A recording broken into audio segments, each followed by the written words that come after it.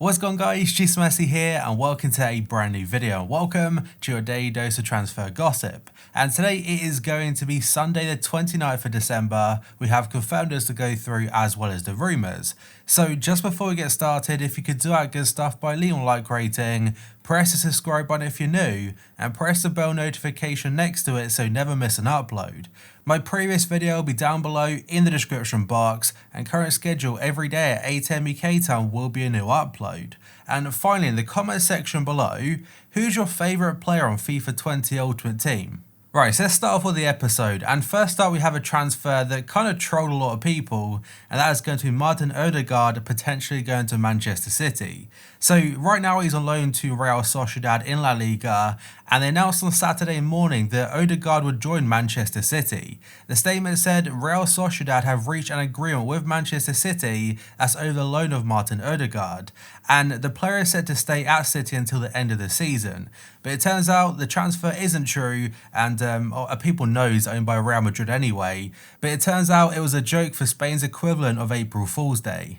The tweet got a good amount of attention and likes and whatnot, and it looked like a proper official statement, but again, it's not happening and he's still owned by Real Madrid. And next up, a transfer that is confirmed now is Carlos Alenya.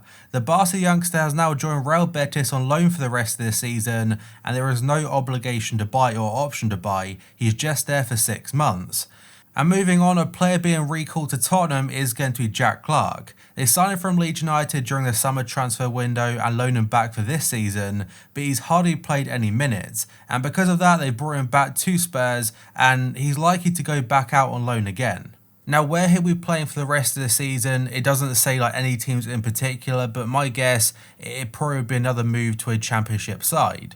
And next up, Pedro says he'll drop everything to return to Barcelona, and right now he's heading into the final 6 months of his contract at Chelsea, so from January 1st he can speak to other teams, or alternatively Chelsea could sell him for a low fee. The former Spain international has been linked to a stay in the Premier League, especially to Aston Villa, who right now are in a definite relegation scrap. And because he's not playing under Frank Lampard, and the reason they can bring players in now because their transfer ban was overturned, it looks very likely that Pedro will be leaving. And next up, moving on, according to El Desmarque, the SM Barca will try to sign Chelsea midfielder Willian yet again in the January window. It's believed the Blues have rejected a number of offers from the Spanish champions for the Brazilian over the last few years, and that includes a bid as of late, I think last year, up to £60 million. Now, same situation as Pedro, he could be leaving in January, but it does seem that Chelsea want him to stay. The player and his agent have said that they are in talks with Chelsea about renewing the contract, but quite possibly the temptation to go to Barca could be too much. And next up, HITC are saying Watford have rejected an approach from French club Lyon, and that's for 31-year-old French midfielder Etienne Capoue. But RMC do mention that after initially being refused, Lyon are still continuing to work on a potential transfer. It doesn't say how much it would cost, but they definitely are in the market for a fair few players in January. Super Deporte say that Villarreal defender Pau Torres has emerged as a transfer target for Manchester City. Pep Guardiola wants the 22-year-old centre-back to come in during the January window, that's to provide extra cover for the injured Laporte. City's defensive issues have been fairly bad this season, and that was highlighted even more in their most recent defeat to Wolves. Pep does keep denying they'll make any transfers in January, and even went as far as saying they can't afford it, but given the fact they are having injuries like Stockpile and whatnot, and they are very, very far behind now in the Premier League title race, I can't see him not buying anyone. Vissel Kobe midfielder Andres Iniesta has rejected offers from 3 MLS clubs, and this story is from Mundo Deportivo. The 3 teams are LA Galaxy, they say Montreal Sounders, but I'm assuming they mean Montreal Impact or Seattle Sounders, not too sure what they're going for, and the third team is Inter Miami. They've all expressed interest in the 35-year-old, but he intends to see out the remaining 2 years of his contract with Vissel. And he was linked to a move to Argentina a couple days ago, but the same outlet does say that Estudiantes, that transfer won't be happening either. This next transfer could be confirmed very soon, at least according to Hamburger Morgenpost. They're saying Wolves are closing in on the signing of Red Bull Salzburg forward Hwang Hee-chan. It's a £23 million fee that's been agreed for the 23-year-old, and of what I've seen of him, I said it before, he's impressed me a lot. Apparently he wasn't very good for Hamburg when he played for them previously last year, but since making the move to Austria to Red Bull Salzburg, linking up the likes of Minamino and also Haaland, they formed a very nice attack. And like I said, I've not really seen him play too much, but the games against Liverpool in the Champions League and also the games against Napoli, especially at Anfield, that goal where he scored where he turned Van Dijk, that doesn't happen too often. And speaking of Erling Haaland, according to Tuttosport in Italy, they say Manchester United have suffered a blow in the race for Red Bull Salzburg forward Erling Haaland. The story does say the young forward has agreed to join Italian giants Juventus. The fee would be around €30 million, and that's despite claims saying that United would pay €70 million. I'm assuming they're including the contract. I still don't think the race for Haaland is over though, because Leipzig want him, Borussia Dortmund want him, United and Juve. He's a very in-demand player. He's got to think about his career, because going straight to Juventus or United, it could be a bit of a risk. Whereas if he went to Leipzig, he knows his development for the team and as a player would definitely improve there. A very short one from Calcio Mercato is that Inter Milan are keen on signing Borussia Dortmund midfielder Julian Weigl. He's been linked to the likes of Paris Saint-Germain and Manchester United recently, and you can even say that for the last 2 years. But Inter are in the market for a central midfielder. And that turns into the next story from Gazzetta dello Sport. They say Inter have reached an agreement to sign Arturo Vidal from Barcelona. The Serie A giants are willing to offer the Chilean midfielder a 2-year contract at the San Siro, apparently worth €5 million per season. However, a deal has not been finalised with Barca just yet, who could demand a lofty transfer fee for him.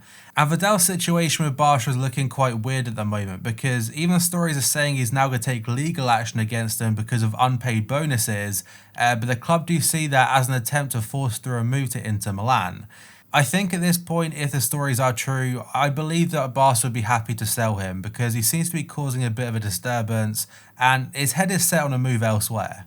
Both Paris Saint-Germain and Manchester United are interested in signing Leicester City right-back Ricardo Pereira, but if they want a deal to happen, it won't be in January, they'll have to wait until the summer window. This story is from Le 10 Sport, and realistically for United, would it make too much sense? I don't think so. I'm aware he can play as a right midfielder as well, but at right back, that's where he's been thriving for Leicester City. And considering United spent £55 million on Wan-Bissaka, I can't see him going there. But for PSG, it looks like they will be selling Thomas Meunier sooner rather than later, and they have been linked to a lot of right backs. Everton forward Richarlison is on a list of 5 attacking targets in Manchester United's sights in the January transfer window. This story is from the Daily Mirror. I'm assuming one of those other names is Haaland, of course, but the other 3, I'm not too sure who they could be. Marseille is set to reject offers for midfielder Morgan Sanson in January, according to La Provence. The 25-year-old was the subject of interest from West Ham in the summer, but Everton and Southampton appear to be leading the race this time around. But Marseille intend to keep him, and to be fair to them, they're having a good season. Arsenal, Newcastle United and Paris Saint-Germain have all failed with initial approaches to sign Brazil forward Everton.